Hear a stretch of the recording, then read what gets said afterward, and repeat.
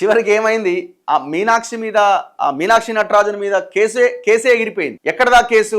మహబూబ్ నగర్ జిల్లాకు చెందిన బండారు లతన ఆమె పేరేమో. ఆమె అక్కడ లోకల్ గా ఉన్న కాంగ్రెస్ నాయకుడు అని పేరుంది శివకుమార్ రెడ్డి ఆర్ సంథింగ్. ఆయన మీద లైంగిక దాడి ఆరోపణలు చేసింది. మీనాక్షికి జరిగిన నష్టంపై పిటిషనర్ సానుభూతి. పిటిషనర్ ఎవరు? ఆమె, ఆ లత అంటే ఆమె. అయ్యో ఇట్లా అయిద్దని నేను అనుకోలేదని ఇప్పుడు ఆమె అంటుంది.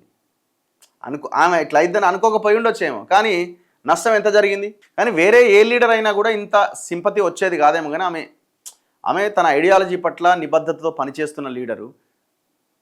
డెమోక్రసీ అంటే ఏంటి, అసలు మనిషి యొక్క జీవితం ఎట్లుండాలి, ఒక నాయకుడు ఏ రకంగా పనిచేయాలి, లైఫ్ స్టైల్ ఎట్లుండాలి అనేదానికి ఆమె పర్ఫెక్ట్ ఎగ్జాంపుల్ మీనాక్షి నటరాజన్.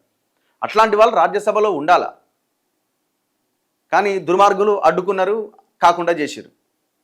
ఆమె కాంగ్రెసే కావచ్చేమో, ఇంకేదైనా పార్టీ కావచ్చేమో, మనకు సంబంధం లేదు. కానీ సో ఆమె నాన్ కరప్ట్, అసలు ఎక్కడా కూడా ఆమె మీద కనీసం ఒక అవినీతి మచ్చలేదు. ఆమె సాదాసీదా ఇక్కడ ఏ కాంగ్రెస్ వ్యవహారాల ఇన్ఛార్జ్ వచ్చినా పెద్ద పెద్ద స్టార్ హోటల్లో ఉండేటోళ్ళు. కానీ ఆమె కనీసం ఎవరైనా పెట్టిన భోజనం కూడా తినేది. ఆమె బాక్స్ ఆమె తెచ్చుకుంటుంది, ఆమె వండుకొని. సో అట్లాంటి లీడర్లను మనం ఎంతమందిని చూస్తున్నాం ఇవాళ రేపు. ఇది ఎవరు చేసిరు? నేను ఇప్పుడు ఆడ బీజేపీ దొంగలే చేసిరు ఈ పని. లేకపోతే ఆ బీజేపీలోకి ఆ కోర్టులో ఉన్న ఏడో మూలకున్న కేసు ఎట్లా తెలుస్తుందండి? అది కూడా కేసు కూడా కాదు, మళ్ళీ అది ఓన్లీ ఎవరో పిటిషన్ వేస్తే ఆ పిటిషన్ సంబంధించిన వివరణ ఇవ్వండి అని కోర్టు ఇచ్చింది. ఇంకా అది కేసుగా బుక్కే కాలే, ఎఫ్ఐఆర్ నమోదు కాలే.